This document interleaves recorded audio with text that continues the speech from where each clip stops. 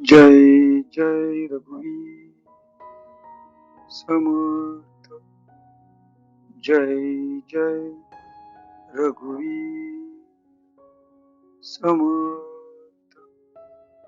जय जय रघुवीर समर्थ।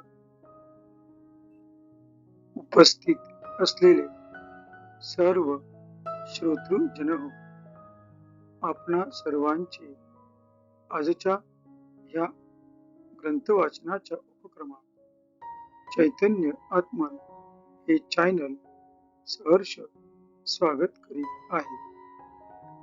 आजचा ग्रंथ वाचनाचा आपला दिवस क्रमांक 240, वार आहे शुक्रवार व तारीख 28 ऑगस्ट 2026। आज रक्षाबंधनाचा दिवस, तेव्हा या निमित्ताने आपणा सर्वांना रक्षाबंधनाच्या हार्दिक शुभेच्छा। आता आपण पुढील ग्रंथ वाचनास सुरुवात करणार आहोत। सध्या आपण या ग्रंथ वाचनाच्या उपक्रमात समर्थ श्री रामदास स्वामी लिखित सार्थ श्री दासबोध या महान ग्रंथाचे क्रमशः वाचन करीत आहोत। तेव्हा आजचे वाचन सुरू करण्यापूर्वी प्रथम आपण समर्थ श्री रामदास स्वामी यांना गुरुवंदना अर्पण करूया। गुरुर् ब्रह्मा गुरु विष्णू गुरुर् देवो महेश्वरः। गुरु साक्षात् परब्रह्म तस्मै श्री गुरवे नमः। तस्मै श्री गुरवे नमः। तस्मै श्री गुरवे नमः। जय जय रघुवीर समर्थ।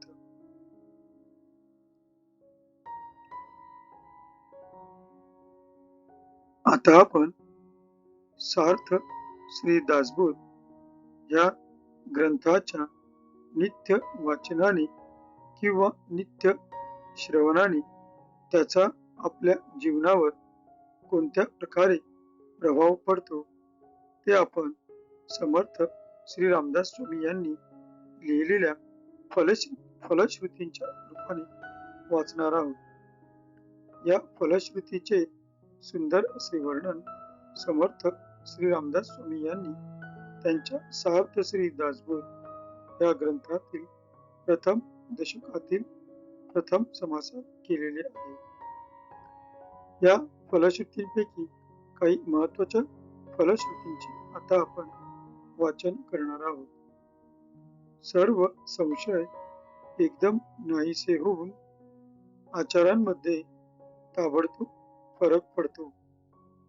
इथे समर्थ श्री रामदास स्वामी आपणास सांगू इच्छित आहेत की जो कोणी व्यक्ती सार्थ श्री दासबोध या ग्रंथाचे नित्य नियमाने वाचन किंवा श्रवण करील त्या व्यक्तीच्या मनातील सर्व संभ्रम, सर्व गोंधळ, सर्व शंका कुशंका नष्ट होतील व त्याच्या मनात जीवनाला सामोरे जाण्याचा एक प्रकारचा आत्मविश्वास निर्माण होऊन त्याचे जीवन सर्वार्थाने सुखी, समृद्ध आणि यशस्वी होईल, असे फलश्रुतींच्या रूपाने समर्थ श्री रामदास स्वामी आपणास सांगत आहे। अजूनही काही फलश्रुती आहेत, त्यांचा आता आपण वाचन करणार आहोत। अज्ञान, दुःख व भ्रांती यांचा नाश होऊन तत्काळ ज्ञानाचा लाभ होतो. योग्यांचे परमभाग्य असे वैराग्य अंगामध्ये बांधते. विवेक व चातुर्य यथायोग्य प्राप्त होते. जे कोणी संशयग्रस्त, अवगुणी व अवलक्षणी असतील ते सुलक्षणी, धूर्त, तत्ववेत्ता, चतुर व समयत्न असे होतील. आळशी असतील ते उद्योगी होतील. पाप्यांना पश्चाताप होऊन ते शुद्ध होतील. भक्ती मार्गाचे निंदक असतील तेही भक्ती मार्गाला वंदन करू लागतील. मूर्ख अति दक्ष होतील. हा ग्रंथ ऐकल्याने प्राण्याला उत्तम गती मिळेल. संसारातील अनेक उद्वेग नाश पावतील. अधोगती चुकून मनास विश्रांती आणि समाधान मिळेल. जय जय रघुवीर समर्थ.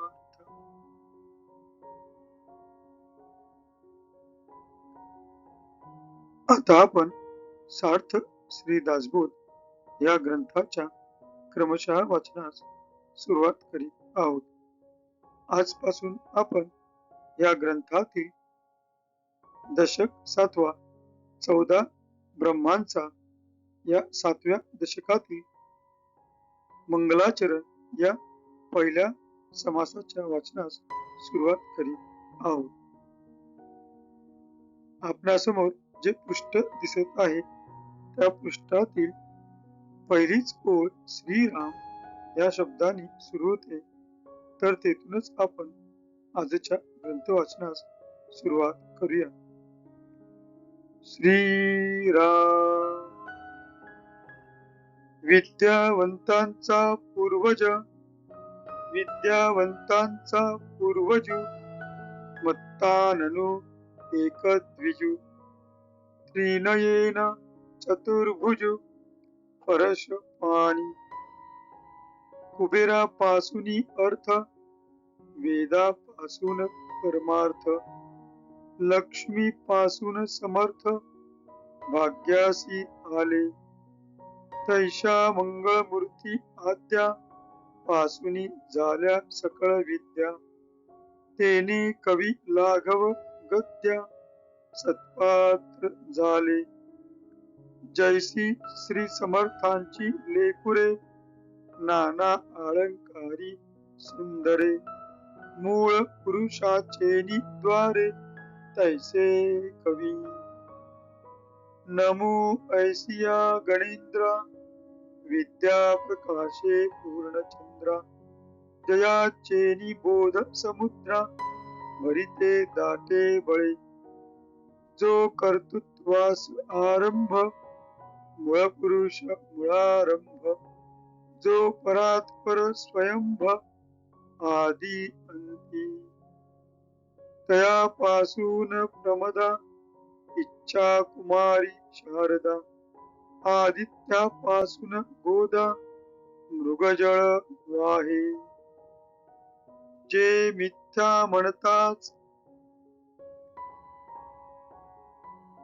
गोवी, माईकपणे लाघवी, वक्तयास वेढा लावी, वेगळेपणे, जे द्वैताची जननी, किमते अद्वैताची खाणी, मूळ माया गवसनी, अनंत ब्रह्मांडाची, की ते औदंबरी वल्ली, अनंत ब्रह्मांडी लगडली, मूळ पुरुषाची माऊली, द्विता रूपे. जय जय रघुवीर समर्थ. आता या 10 ओव्यांच्या मराठीतील अर्थाचे आपण वाचन करणार आहोत.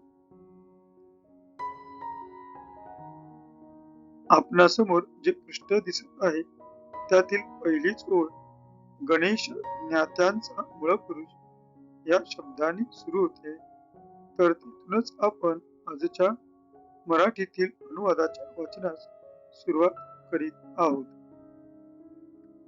गणेश ज्ञात्यांचा मूळ पुरुष म्हणजे आद्य ज्ञाता, ज्ञान स्वरूप, गजमुख, एक दंत, त्रिनेत्र म्हणजे चंद्र, सूर्य व अग्नी, चतुर्भुज, परशु पाणी म्हणजे परशु हातात घेतलेला आहे.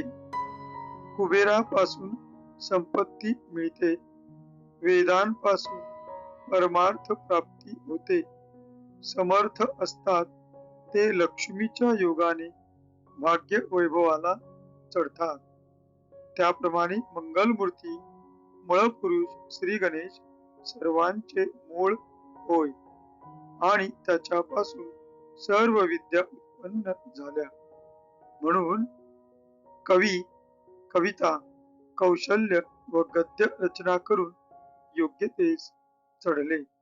श्रीमंतांची लेकरे आई बापांच्या आश्रयाने ज्याप्रमाणे अनेक दाग दागिन्यांच्या योगाने शोभायमान दिसतात, त्याप्रमाणे मूळ पुरुषाच्या म्हणजेच श्री गणेशाच्या आश्रयाने कवी शोभतात.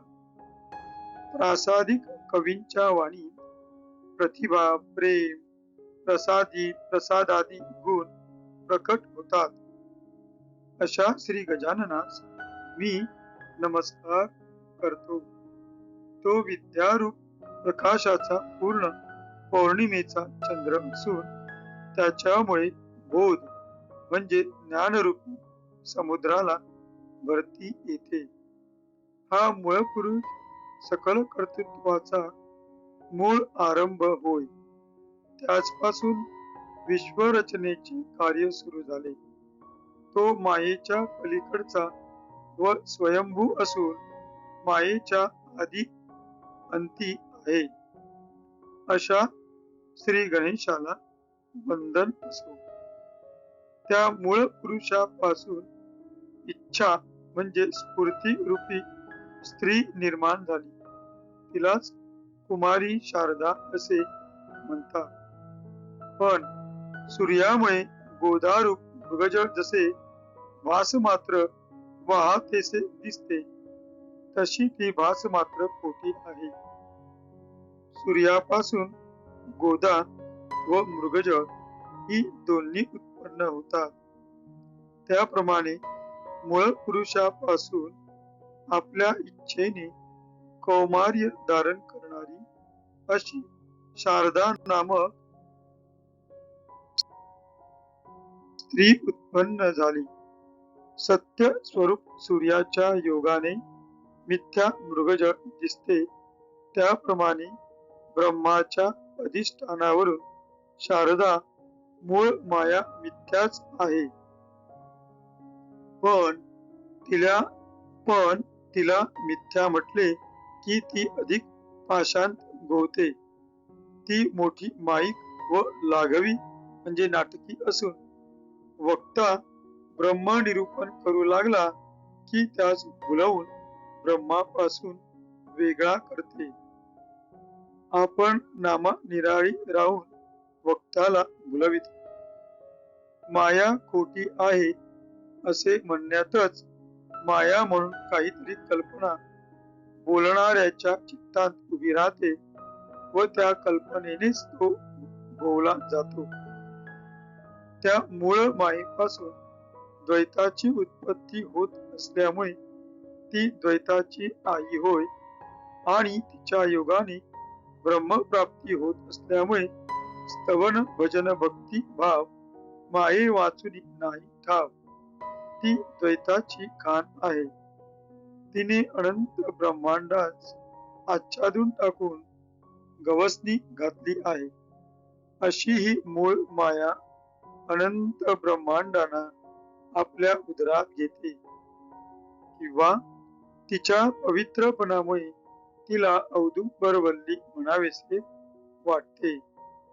या विशाळ वल्लीला अनंत ब्रह्मांड रूपी फळे लटकलेली आहेत.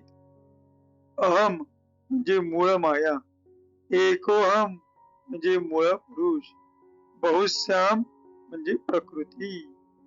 मूळ माया ही निश्चळ ब्रह्माला पुरुष रूप देते, म्हणून त्याची ती आई व ब्रह्मापासून स्फूर्ती रूपाने प्रगटते, म्हणून ती त्याची कन्याही होय. तिच्यामुळे ब्रह्म पुरुष नामाला म्हणजे श्री गणेश आले. तिच्यामुळे ब्रह्म पुरुष नामाला श्री गणेश आले, म्हणून ती त्याची आई व ब्रह्माची ती स्फूर्ती म्हणून कन्या. इतके पासून मूळ पुरुषाची ती भार्याही सत्ता शक्ती आहे. त्याच्या वाचून ती नाही व तिच्या वाचून तो नाही, असे उभयता अन्योन्याश्रयी पण अभिन्न आहेत. जय जय रघुवीर समर्थ. आता कृतज्ञतापूर्वक समर्थ श्री रामदास स्वामी यांना वंदन करून आजच्या या ग्रंथ वाचनाच्या भागाची आपण सांगता करूया. शुकासारिके पूर्ण वैराग्य जाचे, वसिष्ठा परी ज्ञान योगेश्वराचे, कवी वाल्मिका सारिका मान्य ऐसा, नमस्कार माझा सद्गुरु रामदासा. जय जय रघुवीर समर्थ. उपस्थित श्रोतेजन हो, आपण सर्वांनी अगदी मन लावून आजच्या या ग्रंथ श्रवणाचा लाभ घेतला, त्याबद्दल आपणा सर्वांचे खूप खूप आभार. आपणा सर्वांना अनेक अनेक धन्यवाद. भेटू पुढल्या भागात. जय जय रघुवीर समर्थ.